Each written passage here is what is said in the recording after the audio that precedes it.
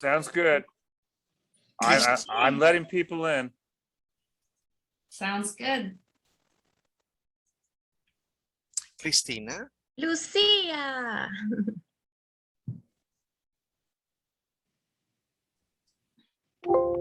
Good morning, everyone.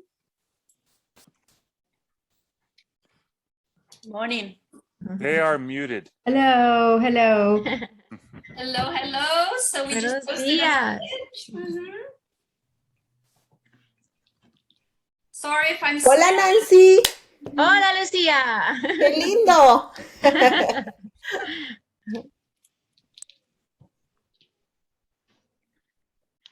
Okay.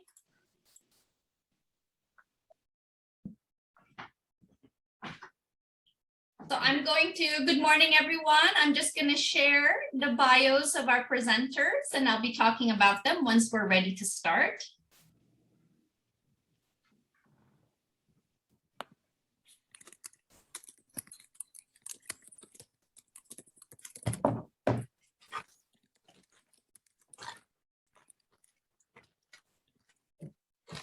So good morning, everyone. Hello and welcome to our 2021 CCCFLC conference brought to you remotely through Zoom. I have posted a message in the chat window, so you can also access our Google Sites link to learn more about our first three presenters for our first session today.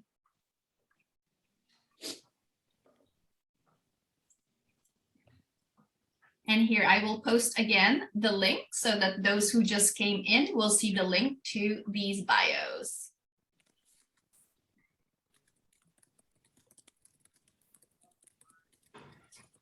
Okay, we're gonna let a few more people in before we get started.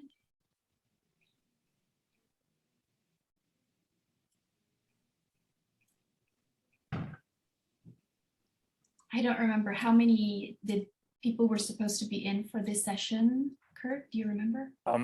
I think potentially we had 75, but those that are meant to be here are here. Okay. Okay, we're gonna give them another minute. So for those that have just logged in, I posted the link in our chat window.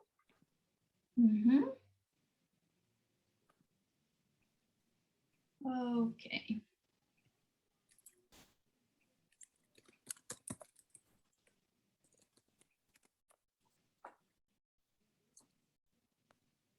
I'll do this one more time.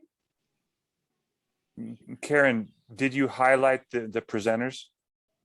I can only spotlight one person at a time. So I'm going to spotlight whoever's speaking first. I forgot to ask Alejandro, Cristina, which one of you was starting? And Nancy? Cristina goes first, I think. Oh, Cristina goes first. Okay. Okay. Shall we go ahead and get started? Or there's someone coming in? Yes. Okay. Let's start. Good morning, everyone. My name is Karen Lecornet. I'm the treasurer for CCCFLC, and Kurt is my co-host along with our three presenters today. Thank you for attending our Zoom conference this year. So in this first presentation, this first session, we're going to have three presenters. We're going to have Dr. Alejandro Lee. We're going to have Dr. Cristina Moon and also Nancy Meléndez-Ballesteros. I hope I pronounced that correctly. I did. Yes, you did. Okay. And so I'm just going to provide a brief bio of each one of our presenters so you have a little bit of information on their background. I'm going to start with Dr. Alejandro Lee, and I'll spotlight him just so you see who is Dr. Alejandro Lee. So Dr. Alejandro Lee is a professor of Spanish at Santa Monica College. He is also a heritage speaker of Chinese, and he originated from Panama, and then he continued his education in Taiwan before finishing it in the US. So he graduated with honors from Pitzer, and he has a BA in French and Spanish, like me. He also followed this with a Master's of Arts and Doctorate in Hispanic Languages and Literatures, as well as a Master's in Library and Information Sciences from UCLA. So he has a long educational background. So he has taught at several colleges. He's taught at UCLA, USC, Scripps College, and he started in Santa Monica in 2016 as a full-timer, and he does many activities as well. He's a member of various organizations. For example, what he does at Santa Monica College, he's a member of the Student Instructional Support Committee, and he's a liaison for their Modern Language Tutoring Center. So he advises students regularly, and he's proud to support Hombre a Hombre and Men of Color in mentoring. So in addition to all this, he also is a summer faculty mentor for the Heritage Teacher Workshop, and he's the co-founder of Heritage Language Exchange and is the community college representative for the American Association of Teachers of Spanish and Portuguese, the AATSP organization. Okay, so you can read more about his other accomplishments and memberships. I'm going to now introduce our next presenter, Dr. Cristina Moon. So I'm going to spotlight her so you see her as well. And so Dr. Cristina Moon is a professor of Spanish at Chabot College, and she joined the college in 2006. She earned her BA in Spanish from UC Berkeley and her Master's of Arts and Doctorate in Hispanic Languages and Literatures from UCLA. I believe, Alejandro and Cristina, you were both students at the same time, classmates, right? And so now you're collaborating together many years later. And so Dr. Moon has also taught at several colleges. She taught at UCLA, Scripps, the Western University of Health Sciences, and San Jose State University. She has developed online courses for first and second year Spanish and has been teaching since 2008. And these are some of the activities she's also involved in. She's currently the Spanish lead at H5P lead and the OER liaison for the Academic Senate for California Community Colleges Open Education Resources Initiative. So we're dealing with a lot of acronyms today. So ASCCCOERI. And so at Chabot College, she is the OER ZTC coordinator. For those who don't know what ZTC is, that's the zero textbook cost. And for a World Languages coordinator as well. She was the recipient of the Chabot Las Positas District Chancellor's Award in 2021. And so Dr. Moon also speaks several languages, and she's a heritage speaker of Korean. So our presenters here are multilingual, not just bilingual, but multilingual. And she's grown up in Guam, Buenos Aires, Glendale, and San Jose. So our three presenters actually have lived in many different places outside of California, which is wonderful. So they bring that experience to their presentations too, and their teaching. Our final presenter, who I'm going to spotlight as well, is Nancy Meléndez-Ballesteros, and she was born in New Jersey, and she's a first-generation college student. So she moved to Carolina, Puerto Rico, and she lived there until the age of 10. Now she holds a BA in Spanish from Montclair University in New Jersey and an MA in Spanish linguistics from UCLA. So in 2015, Nancy was conferred the degree of candidate in philosophy in Hispanic Languages and Literature at UCLA, where she also co-founded the Centro de Estudios del Español de los Estados Unidos, CEEUS. And she's currently working on her dissertation. Her dissertation topic is in second language acquisition, and she will be focusing on adult learners' acquisition of second language phonology. And she has extensive teaching experience, teaching online, and many of her interests include second language acquisition, as you all heard as part of her dissertation topic, neurolinguistics, articulatory phonetics, and technology in the foreign language classroom.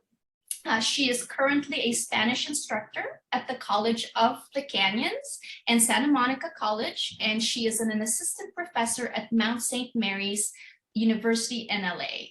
There, she served as the interim chair for the Language and Culture Department in 2019. So she has extensive online teaching experience, having taught online since 2004. And if you look at her bio on the Google sites, you'll see many of the courses she has developed online. And she's done some interdisciplinary work in project-based learning as well. Okay, so this is an introduction of our three wonderful presenters. I am now going to leave the highlight to our first presenter, Dr. Alejandro Lee. Okay, thank you. Okay, welcome everyone. Thank you very much for coming. Cristina, are you going to share? I think Karen needs to stop sharing. Yes, I'm going to stop Okay. now. Okay, let me try that. There. Can everybody see it now?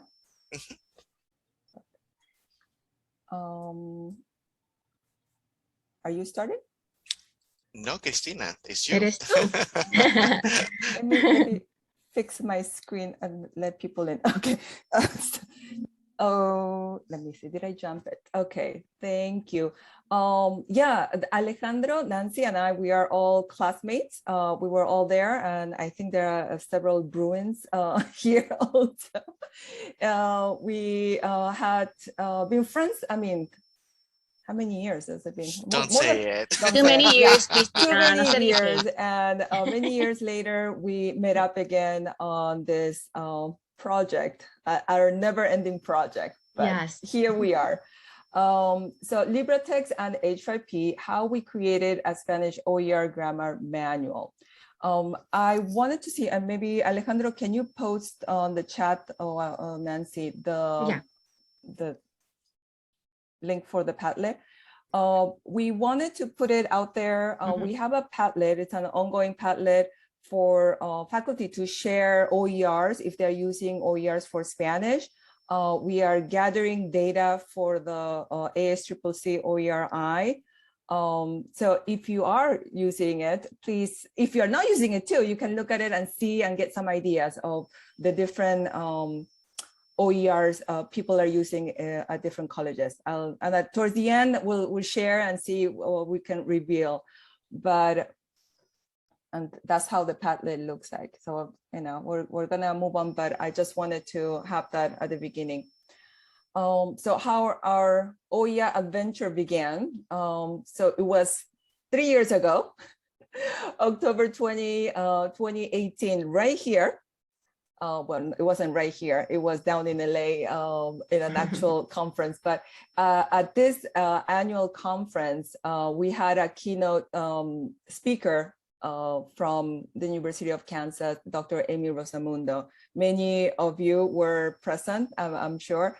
And she gave this, she opened a lot of, for all of us, to this new world of OER. For me, it was quite something that I was looking for, and she showed what her team at Kansas, they were working on, which was Acceso. So from there, our little adventure began, and I went back to Chabot in Hayward and looking for funding. I wanted to extend what she had created. And the ASCCC OER initiative had a round of grants, and that was the first round. And I convinced Alejandro and then Nancy that we should apply for this and do not a textbook, since that was never our goal, but a manual, a grammar manual that could go along with Acceso. We were only given 6 months to do it, so we didn't have a lot of time. So we didn't. We had to cut a lot of the ideas that we had. Alejandro will talk about that later. But we started in June 2019, and in 6 months we had to submit our OER for review. After that, we encountered several issues. A big one was accessibility. Took us a while to get that sorted out, and by July 30th, 2020, Our OER was public in Libretexts and fully accessible. And so that was quite an accomplishment. Now, I wanted to ask, how many of you know what OER is? Maybe you can raise your hand. OER, to put it simply, OER is a material that does not have a copyright attached to it, or at least you can share the material. Thank you. So you can legally use the material for free, and for the most part, you can remix it. So that is the beauty of OER. Since there is no copyright attached to it, you can freely use it in your classroom. And if it's a book, an OER book, you can remix it, take out things however you want. The big ones are the ones in OpenStack. I'm sure many of you heard of OpenStack. That one is from Rice University. They've been around for quite a while, and they're probably the most established one. And then Libretexts, which is homegrown here from UC Davis. Dr. Delmar Larson, who's the professor of chemistry, is leading that here from California. And we're going to talk about Libretexts later on. So the big things are the 5 R's. Those are the permissions for OER. The first one is retain, make it your own. The reuse, use it in a wide range of ways. Revise, so this is a big one, is that you can adapt, modify, and improve. And remix, combine 2 or more. I'm going to show examples of that. And then you can redistribute, share with others. And this is a good infographic on that shows you what are the things you can do, because like I said, there are different licenses within the Creative Commons. The top one is the most, you have the most freedom to do whatever you want, all the way to the last one. But they are technically all OER. Was that you, Nancy? No, that's, and Alejandro. yeah, so I do the traditional textbook. So as all of us know, traditional textbooks, publishing companies owns the copyright, sells them for a profit, $100 to $200 per textbook.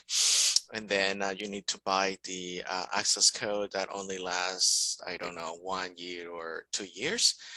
Cannot copy, scan, or share without permission, and only one student can use it because of the access codes. And it will take them several years to revise or edit materials. I'm thinking of, for example, the 8th edition of Puntos de Partida that had lots of mistakes. And so it would not be fixed until the next edition. And by the time, after 2-3 years, if the chapter on technology is obsolete, usually, right? So, Nancy? Well, the OER, as you already heard, no one is making a profit for this one. So we know that the students could use it. They don't have to pay anything. So no one is making a profit. It's free and instantly available online. So you don't have to wait for the books to get to your home. You could copy, share as much as needed, and share, to fit your students' needs. You could edit, which is the great thing about this, revise and modify. Depending on the licenses, you could do this. With our book, our manual, we could you could edit what we have. If you don't like how something was structured, you could change and modify it. So that's the great thing about OER material. You could do all this. I think Lynn had a question. Lynn? Or was that from the? That was from before. It's an old hand. Okay. Sorry. We'll move on. Okay, so why use open educational resources, especially now? I think the timing is, it's great because of the pandemic, and our students need extra financial help right now. So if we provide the resources for free, we save them quite a bit of money. We have instant access, no waiting for books to arrive, the orders at the bookstore. As long as you have an internet connection, you can access the OERs or download it as a PDF. We'll see how that works later. This guessing game of copyrights and free use, we spend hours trying to figure out, or not all of us have lawyers in our campuses. So, it's like, if it's OER, you can use it, do whatever you want, modify it. Perfect for online classes. Many can be integrated into Canvas. Our manual, you can just download it as a PDF. And you can also download it and then upload it into Canvas pretty smoothly and pretty fast. And as I pointed out, we have a print option. And with Libretexts, you can actually print it yourself, or you can ask them to print it and send it to you. I will cover that. Okay. So I just want to highlight that even before the pandemic, even at my own college at Chabot, all the surveys that we all do at our colleges point out that textbook costs were the number one financial hardship for many of our students, again and again. And so that was pre-pandemic. And next year, I think we're supposed to be doing the next set of surveys. It will be interesting to see how that would have shifted, knowing what happened economically, financially, I mean, for all of our students, especially in the community colleges. So I think this is a wake-up call for all of us to look at options, and we're not telling people what to do. That's not what we are here for. We just want to show that there are options out there and to consider them. And I would like to add that the options that are out there now, they are a lot better, much better than when I started teaching online.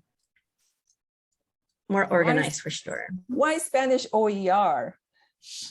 Okay, why Spanish OER? I'm sorry, I was trying to answer in the chat. We welcome all your questions. You will have time to ask all of those questions soon. Just give us a few minutes.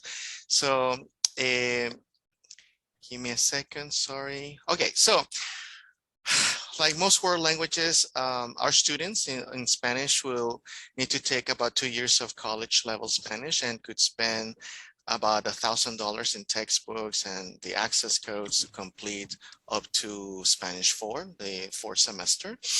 And Cristina, through this project, she wanted to provide open access Spanish content to her students. And she was very adamant about, no, I don't want them to buy them the workbook from Acceso, let's create homework and a workbook for them. And in Libretexts is the platform where our OER is it's housed. And this is from University of California, Davis. So you are able to remix the content and customize it to you.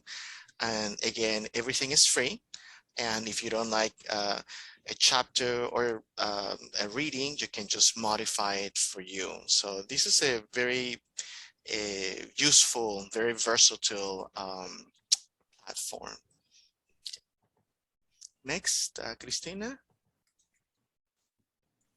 Okay, so what is Entrada Libre? So as we said, it was funded by the ASCCCOER grant. And Cristina applied. She was very quick and she's amazing at being a leader and the principal investigator. So we were awarded the grant in 2019. So just so you know, it's like right before the pandemic, and we had 6 months to complete the project. And then it had to go through a review process. And sometime in, I guess, February or March, they say that it didn't pass accessibility. Now, they never told us that we had, that there was no rubric for accessibility. So we had about 6 months to complete this project and follow accessibility guidelines. And we had to invite someone to help us, which is Nicolas Crisosto. He's not here. And thanks to him, we were able to revamp. We have to rewrite the entire, all of the chapters. We have to delete most of the homework, and we can only use a very few tools from H5P. So we decided to use H5P, and we will be talking about why H5P is not accessible. So there are only like 2 or 3 tools from H5P that are accessible. If you don't know what H5P is, don't worry, you will see examples. And let's see, so, okay. So something that people don't understand is Entrada Libre is not a textbook. It's a grammar manual. If you want to use it as a textbook, great, but don't expect more. It's just we use Acceso from University of Kansas, and then Entrada Libre just expands on some grammar and some readings. So you can use it in conjunction with other OER resources, or you can create your own OER resource, and Cristina will show you how the remixer works and some examples of it. Next. Okay, so this is how our students, how you can access. This is how you see it, you know, chapter 1, chapter 2, and Cristina selected the photographs. They're free, and it's just 1 by 1. So you just click on 1.1 presente indicativo. You're going to have a reading, an explanation, and then followed by H5P homework. And so the assignments, as I pointed out, they're kind of repetitive because it's mostly fill in the blanks. But remember, we have to delete most of our work because they were not accessible. So accessibility is a big issue if you teach, at least in California. I don't know about the other states. Probably they're not as strict, because we talked to someone in Oregon, and they were either not aware or the rules are different. I really don't know. Next. So how to use Entrada Libre? For our first edition of Entrada Libre, we concentrated on the top 24 grammar topics covered in most intermediate advanced Spanish textbooks. We were following Acceso very closely. And we want to add more units in the near future. That's my plan. If I receive my the sabbatical next year, I would like to add more cultural readings on Afro-Latino, Afro-Latin Americans, Asian Latinos, Central Americans, indigenous communities, and queer and disabled. So each of the units includes a reading with examples of the grammar points used in context, a grammar explanation, very traditional, and self-grading follow-up activities with H5P. And H5P is a great tool, a software from Norway. And so you can do drag and drop, fill in the blanks, and mark the words activities. But do remember that not all of them are accessible. So what can you do with Entrada Libre and similar OERs housed on Libretexts? You can use it directly on Libretexts. You can download it as a PDF. You can customize it by remixing the units. Cristina or Nancy are going to. I'm doing that right now. Yes. Okay, and then you can import it to your Canvas. All of us use Canvas in California community colleges. So I just learned how to do that because I am a dinosaur, and it's very, very easy. And Nancy just explained to me in 5 minutes or less, and I was really impressed. And And I didn't know that you can buy a printed version for about $11 and $6 for shipping. And Cristina said that if you want it in color is an extra $5. Is that right, Cristina? Yes. So and I haven't. Entrada Libre is about 240 some pages. So you kind of get the idea. It's not super expensive. The students could print it, and you can also have it printed at your own school and sell it at your bookstore. But they print the H5P, some tables and H5P We'll get to activities that. cannot be, okay, so you are Yeah, going well, to yeah, explain because the that. next slide. Perfect, thank you, So this is, Nancy. yes, yeah. Okay, so this is one way to use our manual. We could use it directly in the website, libretexts.com. Everything that you see here, he already explained, but I'm going to explain it again. You see the grammar, the lecture, the reading, grammar explanation, and you will also see the exercises that we created with HIP. If you want your students to use this, they could go directly to the website, but I do recommend that you embed it within Canvas because students do not like to go to different websites. I've learned that throughout the years that they like everything within one place. So you could just embed the link and everything will just open up in Canvas. You could also use it as, you could download it as a PDF. And as Alejandro mentioned, you know, there might be some formatting issue. If you have some formatting issues, you should contact us, but you shouldn't, but just in case you do, just contact us. So as a PDF, and you could also, what you could do with our, and yes, a PDF, so, and the next one. So with our manual, you can mix it with other material that it's in Libretexts. So you could choose from, I don't know, there's Yepes, I use Yepes a lot, Yepes, and other Spanish material. You create it, you put it in the order that you like it because we put it in a certain order. You might not like the order that we have. So you could just change that. You could change the order and then you could print it as a PDF, download it, and then upload it as a common cartridge to your Canvas. So this is the remixer, and I believe Cristina is going to talk more about that later. Okay, next one. So this is the one. So you could download it. So when you download it from Libretexts, there's a download option there. You download it. It will create, and you upload it to your Canvas as a common cartridge. It will create the modules for you. They're all, that's exactly how it will come out. And it's up to you to move things around. You could add other material from other books, however you want to do it, but this is exactly how it comes out. So it does the work for you. You don't have to create the modules. Okay.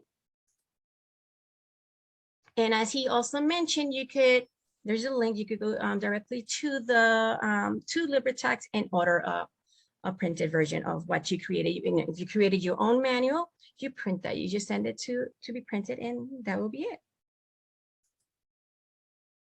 So what is H5P? Okay, so I love this site, and I know there are a lot of Cristina and I, we began using this a while ago, but it is free and it's open source content program that lets you create any type of activity, interactive videos, course presentations, branching scenarios. And I'm not sure if you're familiar, but when you take those courses that are required for your for your department, for the school, they have branching scenarios there. They use this type. I use this one for my Spanish for healthcare professions. And I also use the interactive videos where you have, I don't know, you have whatever it is, and then you can ask questions. You could add activities from H5P. It's a great thing to use. So it is an abbreviation for HTML5, and it aims to make it easier for you to create, share, and use interactive HTML5 content. Okay, so you could share with your classmates, I don't know, not classmates, but your colleagues. Okay, so these are the activities that we have. I believe Cristina mentioned that now the free does not include everything, but it used to be the case that we had access to all this for a free account. Okay, and once you have a real account, you were still able to use the ones that you created within the free website. So you could have, what is it, drag and drop, presentations, you could have fill in the blanks, voice dictation. there are a lot of material that you could create with this website. And you download it, you upload it to your LMS. Can you go back a second, Cristina? I'm so sorry. So with these right here, okay, you download them. If you have an account, I'm not sure if you're going to talk about that later, but if you do have an account, you can embed it within Canvas. You have to add the app to the Canvas. I guess you need permission for that from your administrator. You add the app and you can include, embed, integrate, but whichever activity you like, and it is directly integrated with your gradebook. And in addition to that, you have a report of the attempts that your students have made. You have a special report in the website. Is that okay? Cristina? Okay. And as he also mentioned, as Alejandro mentioned, there are a lot of activities that we liked that we had originally included within Entrada Libre, but they were not accessible. When we met with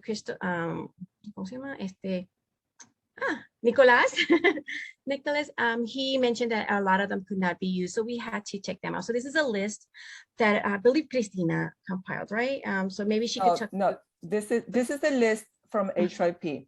So they gave us the list, yeah. But after we, you mentioned to them that a lot of the activities were not accessible. But even this list has problems, so let's leave it with that. Yeah. So according to Nicolas. Oh yeah. Okay. I can put in the chat what Nicolas shared with us, or I think The that is document. already, but it's already there on the Google slide, right? Yeah, but there are a lot of great activities, yeah. Okay. And you could, like I mentioned, you could embed these within Canvas or whichever LMS you're using, mainly Canvas, as a formative assignment. This one right here, the one that you have right here, I believe is a presentation. Right. And what it means with formative assignments, as you can see, these are not integrated to the gradebook. So anybody could do this right now. And you know, you can see where our activities are. You just basically copy that and put it in Canvas, and it will show up. Now, as a formative assignment, you're not collecting, you know, the grades, the points. So if you want to do it as extra activities for students to do, you can do that without having to have an account or a license or anything like that. Yes. So what Nancy was mentioning, needing admin approval, all that is the license form of that that you'll get access to the gradebook integration, which is the part that costs money. Yeah. And then this is yours. So Libretexts has expanded to include a homework system. So Libretexts is where our OER is. And from the beginning, I had told the people there that in order for this to work, we will need a homework system that there is no access code, there is no paid, you know, by student per semester. So we were looking to use H5P and figure out a way to use that as a homework system.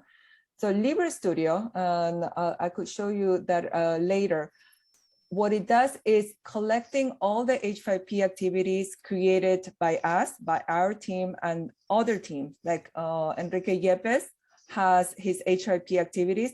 So there is a collection within Libre Studio where you can go, look around, you can shop around, and pick the ones that you want. And you can just right now, today, you can start putting those, embed them into Canvas without paying for it.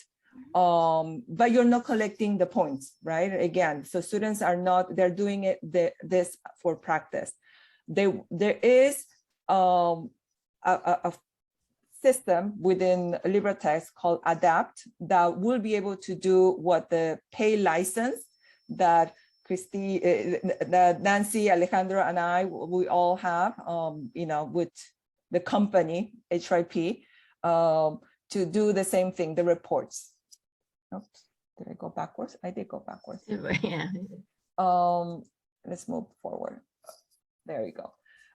So again, we'll show you the back end after the slides, and I know there are a lot of questions coming up, which I cannot keep Yeah. up on the chat. Yeah. We just wanted to show you, and then we can actually go in and show you the how is done after that. So in terms of our project, what worked for us, project details, whose slide was it? Was it me? Am I explaining this one? Oh, see, that's you. yes, yes. Yeah. Everything is you now. Yes, ma'am, that's you.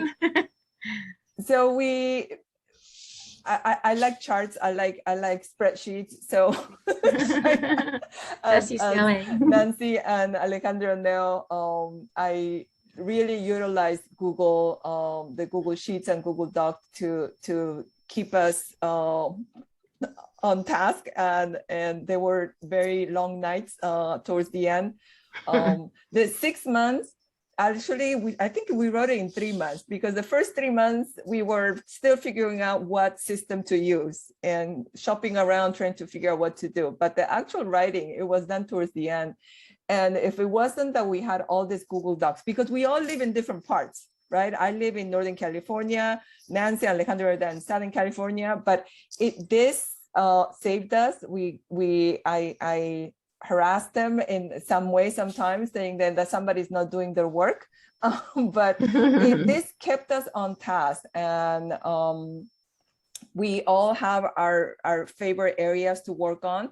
But at the end, we all did everything. Even Alejandro wrote H5P activities when he said that he had no idea how to do it. Oh, yeah? So we had regular meetings in Zoom, but they were mostly done separately and texting and saying to each other, somebody needs to do this, that. Alejandro did a big bulk of the writing of the articles. We can talk about what we had to do with that, but because of copyright, we didn't want to get into that after talking to some legal people, and we decided to write our own articles based on the activities and the grammar points. Lessons learned. Gosh, this thing keeps jumping on me. Time goes really fast. We all started with big dreams. We had a whole idea we wanted to do, and we would just cut until we could only do 24 grammar points. That's how it ended up being. And trying to cover too much. I think that was our. And if we had more time, I think we could have done more, but definitely with the time we had. Collaboration. We were determined to finish because we needed it. I needed it that semester. So you need to work with people that you like, obviously. I think that is a big thing. So it's good that I like Nancy and Alejandro. They're my friends. So because there were times where we were all stressed. Yes. All teaching and all trying to do this at midnight. I mean, there were some nights where we're but then we all push each other, because if somebody dropped, then the other two would have to pick it up. And like I said, we all needed this project to be done. Help, technical difficulties. Oh, we had lots of those, lots of them. And that's even with Nancy and Alejandro. Nancy and I, we were already using H5P before this, and but there were other things that we had no idea. So definitely that was a big chunk. And if it wasn't because the OERI lend us Nicolas to help, I don't think we would have been able to finish and figure out the whole back end of accessibility. Dealing with copyright and accessibility question was probably the biggest challenge we had, especially at the end when we all thought that we were done. So we went on Christmas break thinking, oh, we're done. We're going to get the next check and we'll be done. No, it wasn't the check that arrived. What it came was a full report of problems. And that was a big, big surprise. And then we asked for help. We said, we cannot finish this without an expert telling us how to fix all the problems. And we can deal with the content, we can deal with Spanish, but not with the other stuff. So yes, Nicolas was a big part of the fact that we were able to finish. And he not only knew the accessibility portion of it, but the coding and all that stuff, but also knew Spanish. So that was like, that did it. And the fact that he pushed the three of us toward the end, because we were all running out of steam to get it done. So he became our fourth co-author because he deserved every bit of it. But Cristina, can you explain that the issues with accessibility was stemmed from the fact that you wanted to have it a house in Libretext, because you could have just submitted the PDF and we could have finished there. It was because of Libretext. Yes and no. I think our big mistake, if we were to do this again, would have been not to write our most of the content in a Google Doc. That's what we did, yeah. And once we had it in Google Doc, we thought you could just cut the whole thing and paste it into Libretext. Oh, no, it doesn't work like that. It's the same thing as if you were to cut it and paste it into a Canvas page. You can paste it there. That doesn't mean that everything that you did, the tables, the heading, all that stuff. The arrows, Cristina. Oh my gosh. The colors, and the The colors that I wanted to use. All the the arrows. stuff that Nancy spent so much time on, those arrows that she wanted The specifically. grammar points. They didn't translate. So if we were to do this again, and there is another team working on the French book right now, I told them, don't use anything. If you're going to use Libretext, start in Libretext. Start writing it in Libretext. It's like Canvas, right? You start writing in Canvas your page, not copy paste from somewhere else, because then you have to fix all that. The tables, the headings, that took so much time. So we could have submitted the Google Doc, if anything, Alejandro, right? That we had. It wouldn't have been useful for, at least for my students. What do we do in a Google Doc, right? You can, it doesn't, it's just a draft. That's how I would see it. Like how do we put the activities, the H5P activities? You cannot integrate into that. So I think if we were to do this all over again, figure out the system that you wanted in and write it within that system. If your goal was to stay in Google, in the Google Drive, stay there. I would also try to contact someone on your campus if you have one. I don't know who mine is, that specializes in accessibility and have what software approved and more training, because we had to rewrite the entire, those chapters and homework right during the beginning of the pandemic. So we were teaching, I don't have experience teaching online. So it was just a really, a lot of time and very stressful that we have to meet on Zoom for teaching. And then we have to meet on Zoom to finish this project. So just try to consult with someone, try to find someone to give you guidelines, because otherwise it would be a big waste of time, because you have to redo it.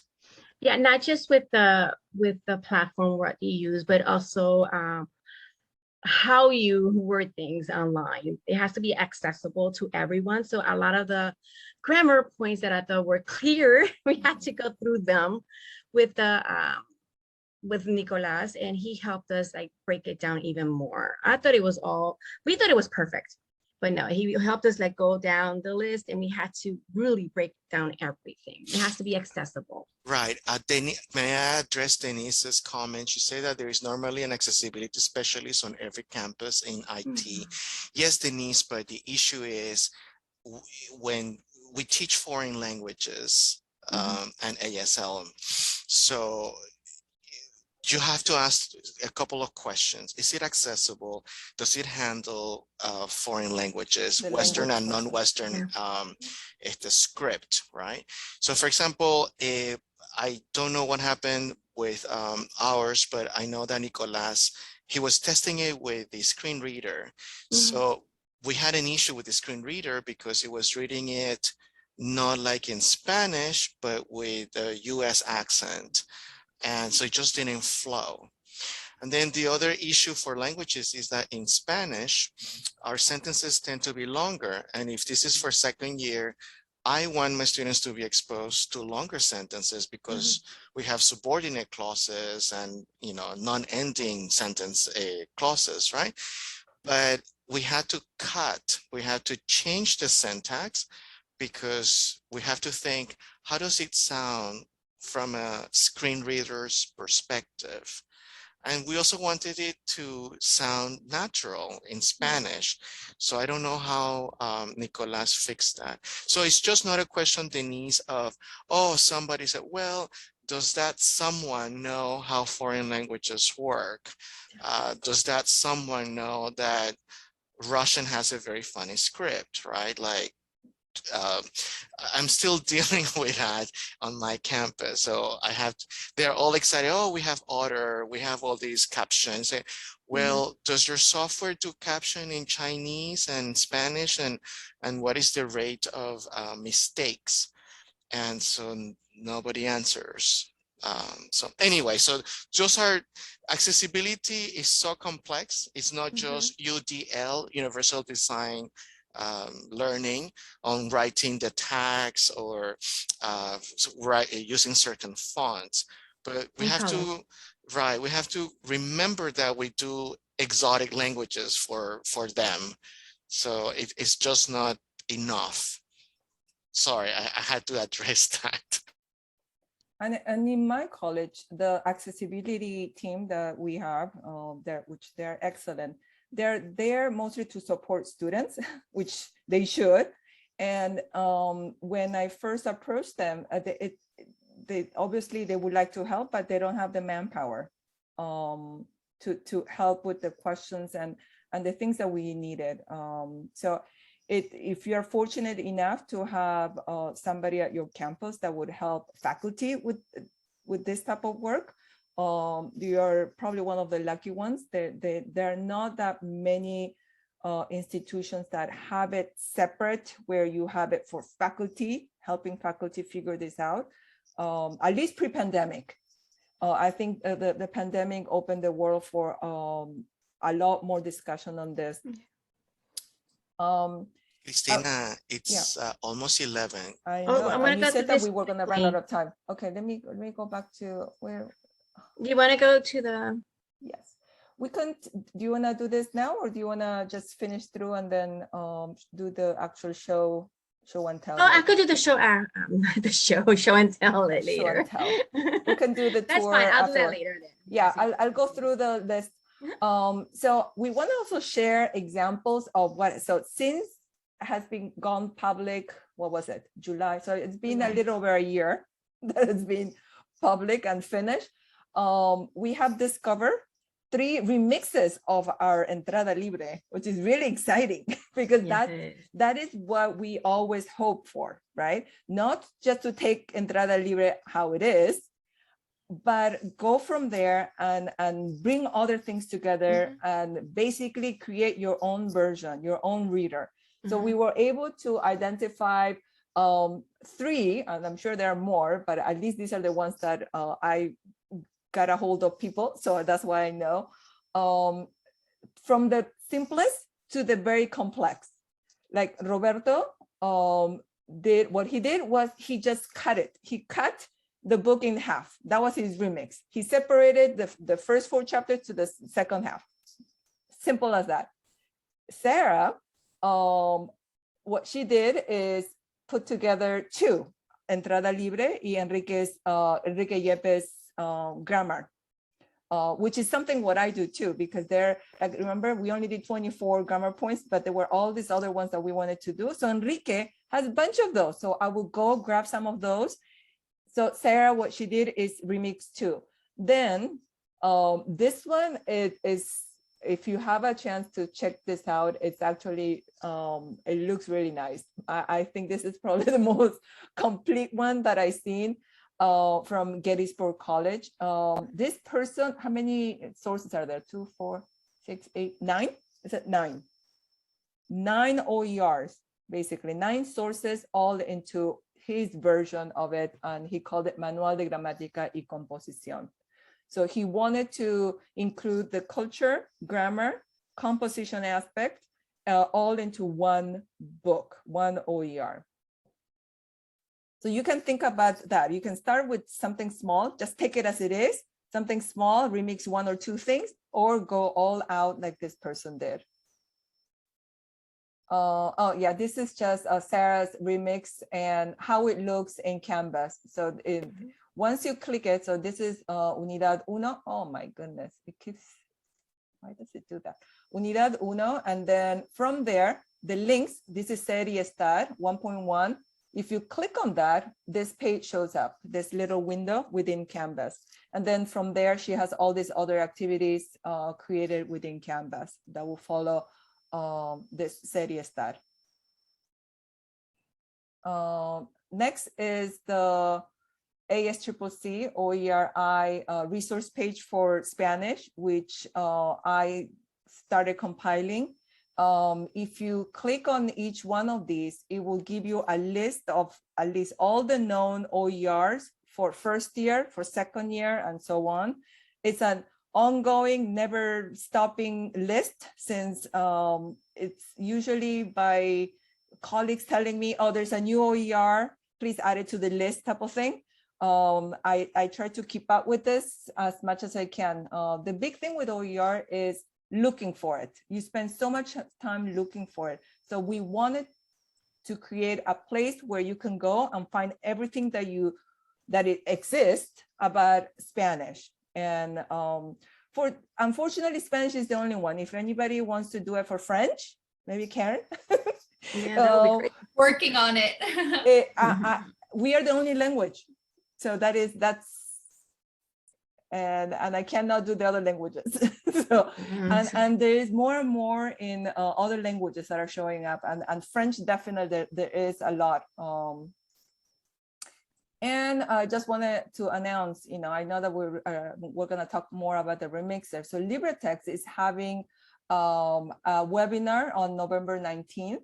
The actual announcement will be posted on this website where you can go and register for it. And they also have recorded webinars on their YouTube channel of how to do pretty much everything from creating pages to working in the homework system. Here, I just wanted to share, this was created not too long ago. I wanted to have a Google group to discuss OER stuff. It is for Spanish because that's what I teach, but there is no real forum just for OER discussion. We are kind of putting into like this multiple of disciplines. So I wanted to create one specific for discussing, oh, did you find this OER? I'm looking for an OER for Italian.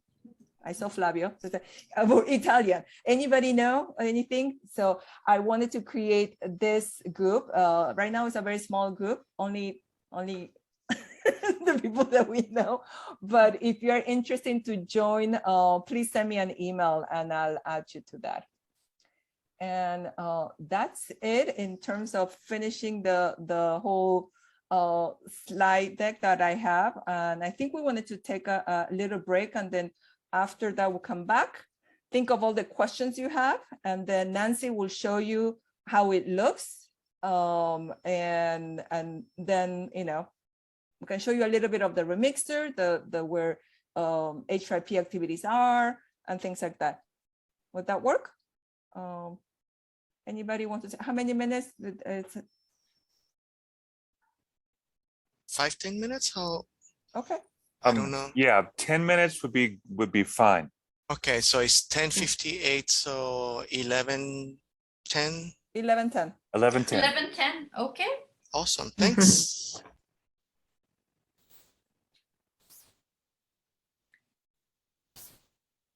Shall I pause the recording? That would be good. Yeah. I don't